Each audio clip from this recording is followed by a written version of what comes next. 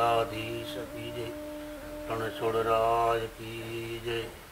सभी सनातनी भाई बहनों को नमस्कार। जय श्री कृष्ण, जय पुरुषोत्तम भगवान। पवित्र पावनकारी इस पूर्ण पुरुषोत्तम मास में बहुत जगह धर्म ध्यान होता हुआ देखा जाता है। इनमें से ये केवल स्त्रियों के लिए है, व्रत जप दान तप ऐसा करने का नहीं है। हर एक जीव ये सब कर सकते हैं। खास कर करके आज के जो युवान लोग हैं, जिसका कोई कहने का मतलब है डिप्रेशन में चले जाना, ये तो ये ही बात हो गई, आत्मघात करना। उन लोगों के लिए खास मन का मेल धोने वाला माँ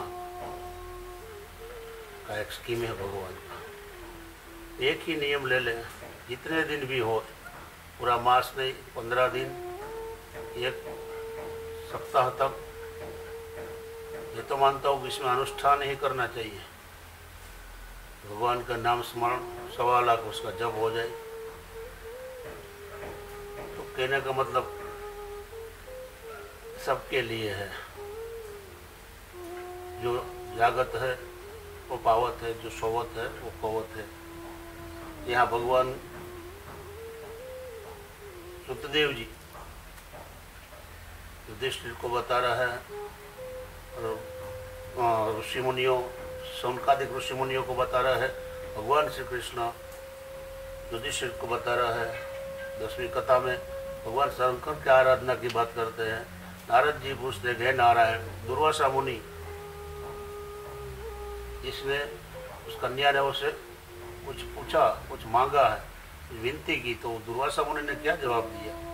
वो मुझे कहने की कृपा करो।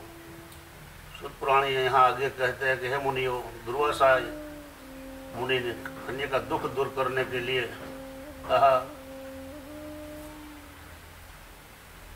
कि वो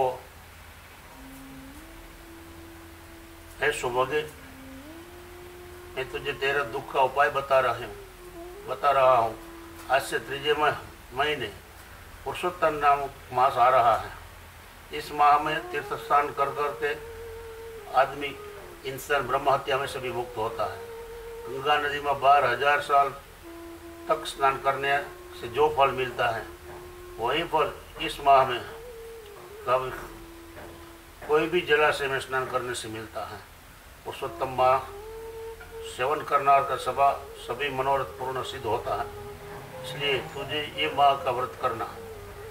एक बार मैं अम्बरीश राजा पर क्रोधायमान हुआ था। मैंने उसे जला देने के लिए ज्वाला उत्पन्न की थी, लेकिन उसने भगवान का स्मरण किया। भगवान ने उसका रक्षण के लिए सुदर्शन चक्र भेजा था। उस सुदर्शन चक्र ने मेरी ज्वाला का नाश किया। उस चक्र ने मेरा नाश के लिए मेरे पीछे पड़ा।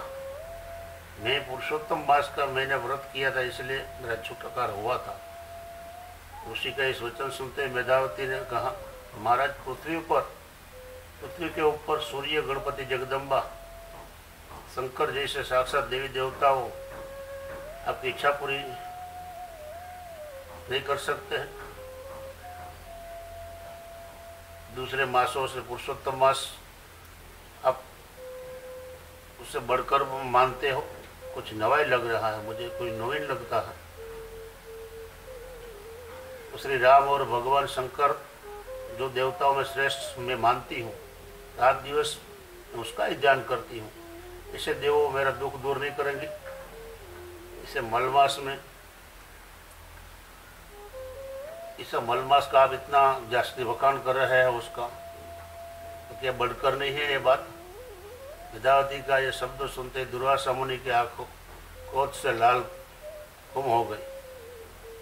मित्र की निराधार पुत्री होने के नाते उसने साप तो नहीं दिया, लेकिन उसने सोचा कि बालक बुद्धि होने के कारण खुद का हित समझ नहीं सकती है, उसे पुरुषोत्तम माह का प्रभाव का पता नहीं है। अगर ऐसा होता तो ऐसा बोलती नहीं। उसने बोला, है बेटा, हे पुत्री, तो पुरुषोत्तम माह को तूने तिरस्कार किया, इसलिए उसका फल तुझे अवश्य आने वाला जन्म में भुगतना पड़ेगा। ऐसा कह करके दुर्वासा मुनि वहाँ से चल निकला।